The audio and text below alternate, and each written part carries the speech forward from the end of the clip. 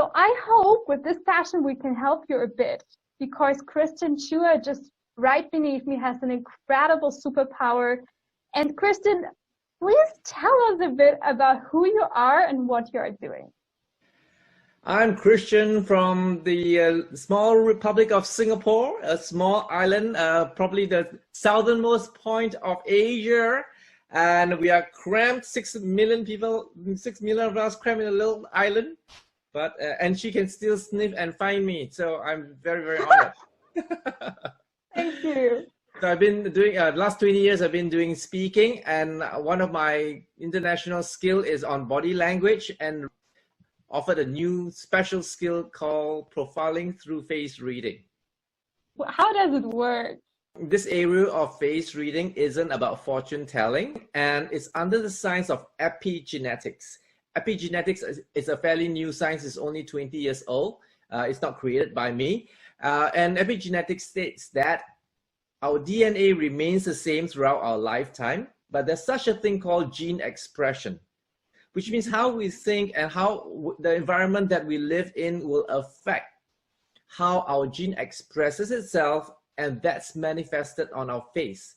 And that is why sometimes when you look at a person, even when you're not trained, you say, I don't quite trust that guy. Why? It's something about that look. And you're right, because you have seen someone that looks similar to that person and behaves in a similar manner. And through lots and lots of data and clinical tests, we've come up with this set of kind of principle that when we look at your eyes or your eyebrow or your face shape, we can tell about quite accurately about you. So this means, Christian, when I'm having this feeling that I don't trust the person, it's actually, it might actually be, you know, very true, because this person has genetically, you know, something in their face what makes them not trustable, right? For you. So in my class, for my trainees, the first thing I do in the first 5 minutes of the workshop, so they're not trained, I give them a deck of cards, and half of the deck of cards are red at the back, and half of the deck of the cards are green at the back, and they're all faces on the other side. So I said, look at the face on the card, and the ones that you trust, you put it on your right, and the ones that you don't trust, you put it on your left. And when they flip over, they get it 95% of the time correct. All those that they don't trust are in red, and all those who trust are in green. So that's already called intuition. You see, and you know, like society tells us, oh, you must not be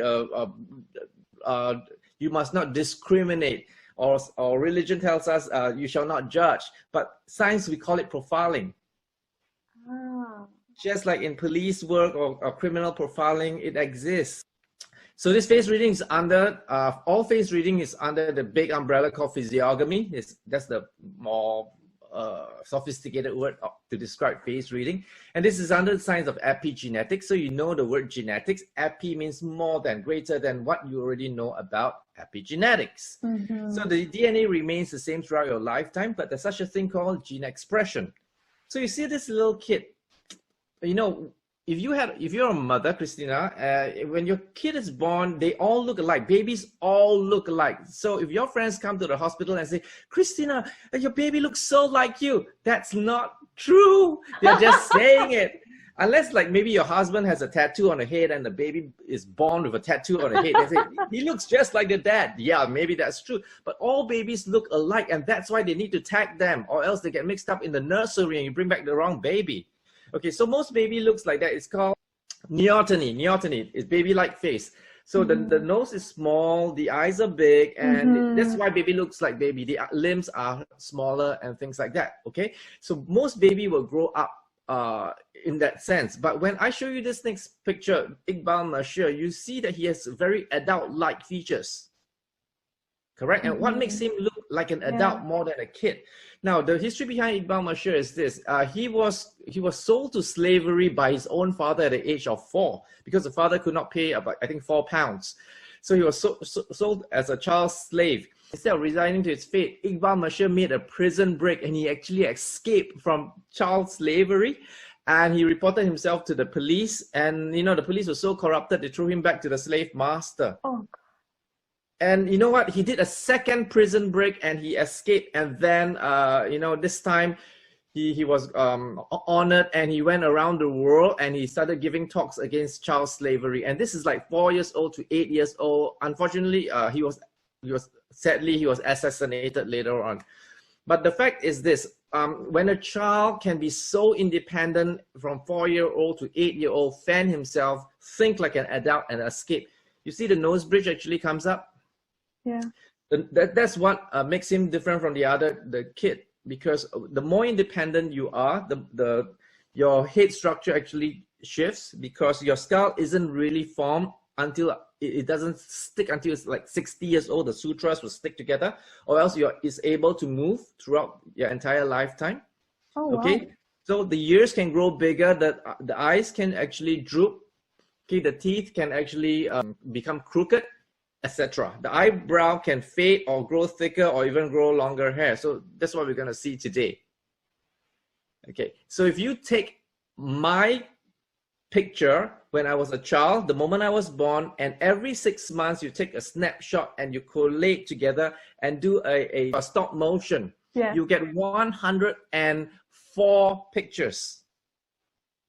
Okay, you're doing the mathematics now. I'm 52 years old.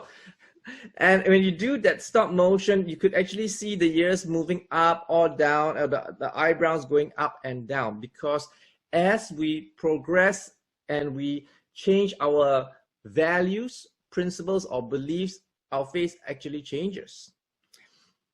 When I meet my 16-year-old friends, which I've not seen them since school days, and we had a class reunion when we were 50 years old, 50 and fabulous, they said, Christian, you look exactly like you were when you were in school. You know why? I've never really changed. It was the same me.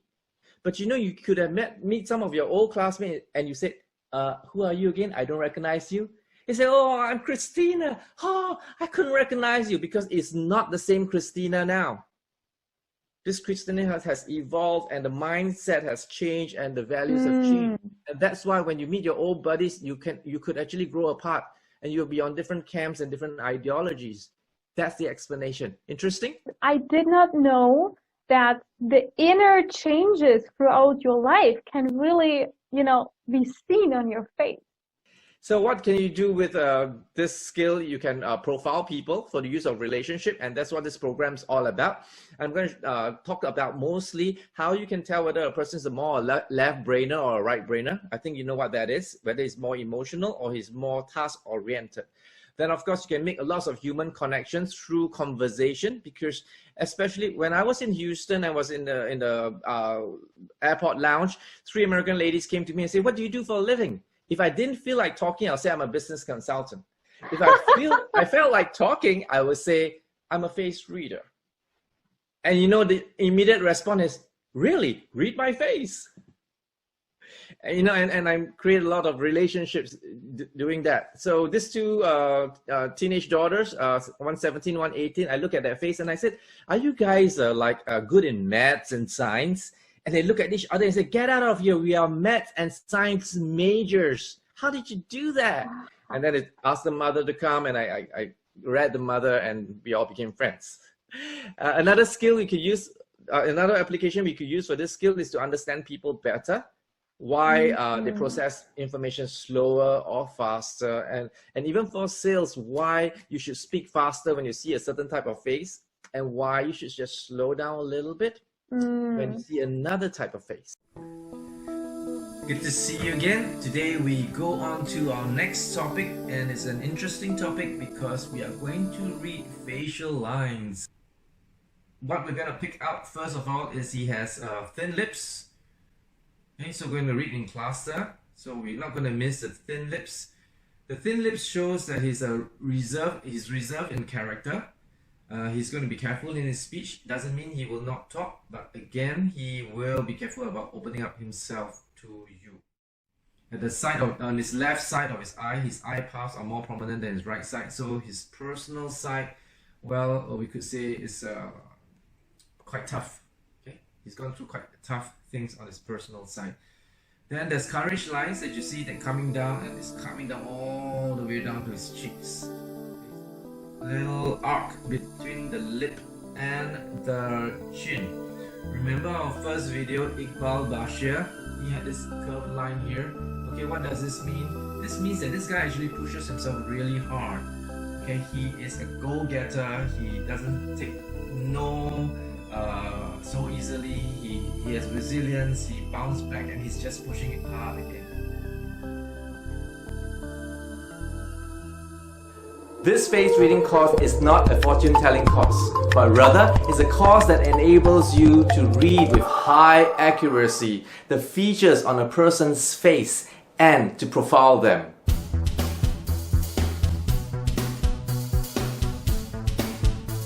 The science behind this workshop is called epigenetics. The keyword here is gene expression. Your thoughts, your values, your beliefs, your environment influence how a gene expresses itself and manifests it on your face. I bet you that there was more than one occasion that when you met someone, you had a hunch whether that person is a good person or a bad person, whether it's threatening or unfriendly. Those are not hunches, because all of us are built in with a survival instinct to enable us to sense our surroundings. But in this workshop, we will clearly define what are the key points that you pick up on a person's face that make you feel that way. Our introductory course has over 30 reads on the face, enough to get you started as a face reader. Learn how to read people and achieve an unparalleled advantage. Know when to pull back and cut your losses. Or during a networking session, know how to pick the friendliest people to network with. This is going to be so exciting. I'm sure you're going to enjoy this workshop. Previously only available live. This workshop is now online.